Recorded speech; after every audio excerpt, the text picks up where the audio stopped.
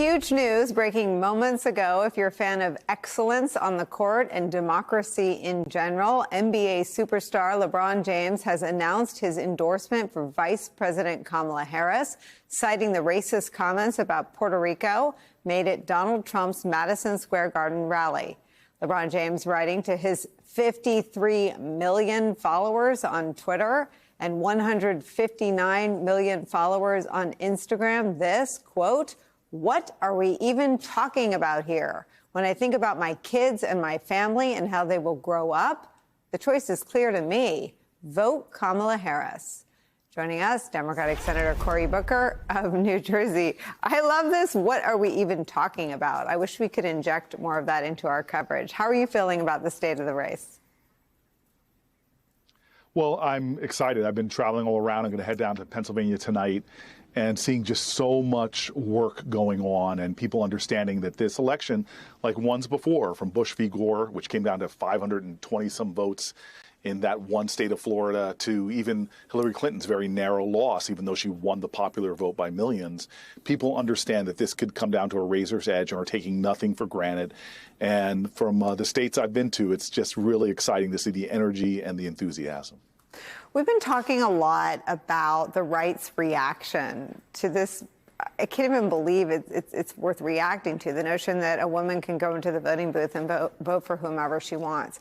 Sometimes you get a window where the mask slips and you realize how regressive the Trump right is, how disassociated from anything that's happening in 2024.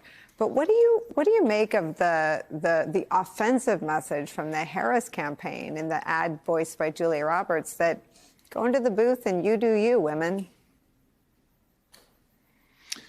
Look, I have to say that this is who Donald Trump is. He has told us who he is time and time again, from the Access Hollywood tape to his very administration that stripped rights, basic rights and freedoms away from people, including the most perhaps sacrosanct right of all to control your own body, to the way he's conducted this campaign and the demeaning and the degrading things he said about women. This is who he is.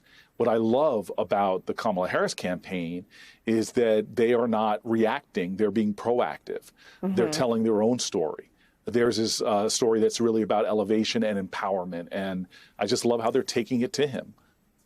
Yeah, they practice, all the non-reactivity that I think we've all been addicted to for 9 years of Trump. And it drives him crazy. I mean, what do you make of the closing message, the 75,000 people who came to hear her that day? I mean, and came from far afield. I had this thought that it would be just like Maryland, Virginia, and Washington, D.C. But, God, people came from all over the country in a stunning rebuke of what happened at that ellipse during the January 6th riots and storming of the Capitol and the insurrections. Here was a woman saying, we are America, and an emphasis on we. We are a nation where the lines that divide us are not nearly as strong as the ties that bind us. It is time to turn the page.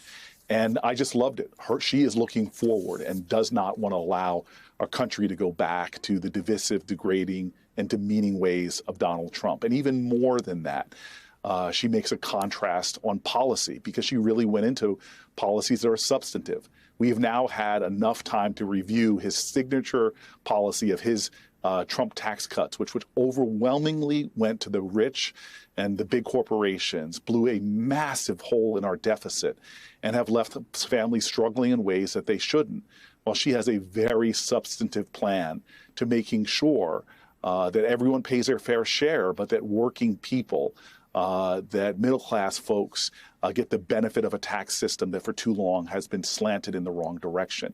And so I'm excited for this, and it's promising. But I will say, I'm now preparing everything I can to make sure we win, not just win the Senate, but up and down the ballot, from local state Supreme Court races to the House of Representatives, and of course to the Senate. But we also have to be sure that after this election, I believe Kamala Harris will win, but that all of us then begin the work of defending our democracy against a guy who is using his platform right now to tell people if he loses, that it's an illegitimate election. He is trying to repeat his efforts, unjustifiable, proven time and time again in court after court after court, that it was ridiculous, his charges, that the election was not rightfully decided. Well, he is preparing to do that again. And already the kind of threats we're seeing and the kind of work they're doing to prepare to bring about unrest in our country. When this election's over and we've successfully defended the White House, we then have to work even harder to make sure that we defend our democracy and make sure that this really is an election that ends this time of Trump and brings us into a time of healing, of really repair, and moving forward as a country. I mean, he talked about her pimp handlers, and his supporter called Puerto Rico a garbage can. Do you think that's possible? Look, when somebody speaks and what they say is often more of a reflection of who they are than who they're talking about. Donald Trump continues to reveal who he is. We saw this during the incredible debate that Kamala Harris had with him. She was able to pull him out and show America yet again the chaotic, demeaning, degrading, lying person that he is. But again, what's going to define America on Election Day is not Donald Trump, it's how we respond to it. And the most important thing right now is for people to show that they love this country. And that's not sentimentality. Love is work, love is sacrifice, love is work. People need to come out and vote, because the worst thing in the world is for people to sit on the sidelines, because bad people are elected when good people don't vote. It's so amazing. I mean, I just spoke to Sue Gordon, who had the same sentiment. Senator Cory Booker, thank you so much for taking some time to talk to us. It's great to see you. No, I'm grateful for you. You've been incredible, the work you guys have done in laying it plain for America. Thank you so much. For your work. Thank you so much. You made my day.